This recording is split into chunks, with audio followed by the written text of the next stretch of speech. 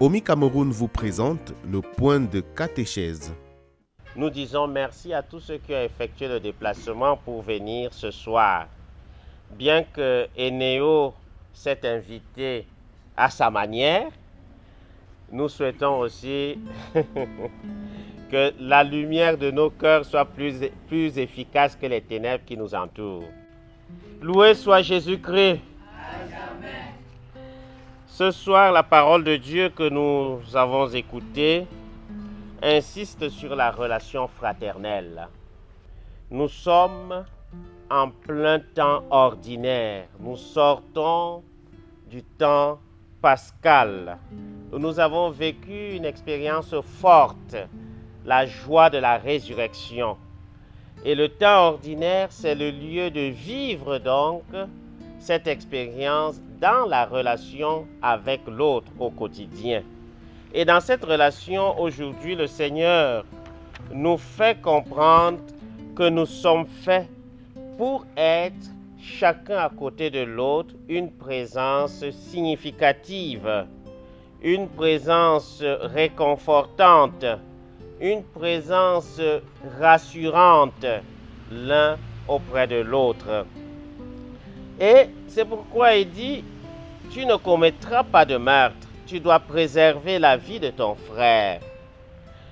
Tu ne dois même pas te mettre en colère contre ton frère parce que tu répondras au tribunal. Tu n'as pas le droit d'insulter ton frère.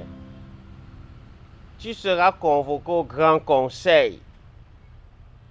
À plus forte raison, maudire son frère. Non, tu ne peux pas maudire ton frère, puisque tu seras passible de la géhenne de feu, c'est-à-dire l'enfer. Tout ceci, c'est un rappel de ce que nous dit déjà la parole dès le début. La parole de Dieu est vivante, active et efficace hier, aujourd'hui et demain. Mais cette parole de Dieu s'actualise en la personne de Jésus, qui est lui-même le Verbe de Dieu, qui nous articule Dieu de manière nouvelle pour que nous puissions comprendre que ce Dieu n'est pas lointain, il est proche. Et Jésus nous dit donc d'aller plus loin. Si tu décides de te rendre au temple pour faire ton offrande, et là devant l'autel, tu te souviens que ton frère a quelque chose contre toi, va d'abord te réconcilier avec ton frère. Jésus est réaliste. Il sait qu'on peut avoir des différends, mais il ne faut pas qu'un différend reste sans solution, sans réconciliation. Jésus met l'accent sur non pas l'offense, mais sur la fraternité. Cela est un enseignement fort important pour le monde d'aujourd'hui, pour nous chrétiens d'aujourd'hui. Il nous arrive très souvent de dire, c'est elle qui m'a offensé. Tant que cette personne ne fait pas le pas, je ne bouge pas. Parce que de toutes les façons, je ne me reproche de rien. Mais Jésus dit non. Même si ce n'est pas toi qui as offensé, tu te reconnais offensé, fais le pas.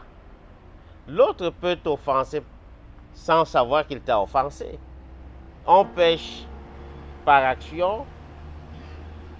Par quoi encore? Omission, en pensée et en parole.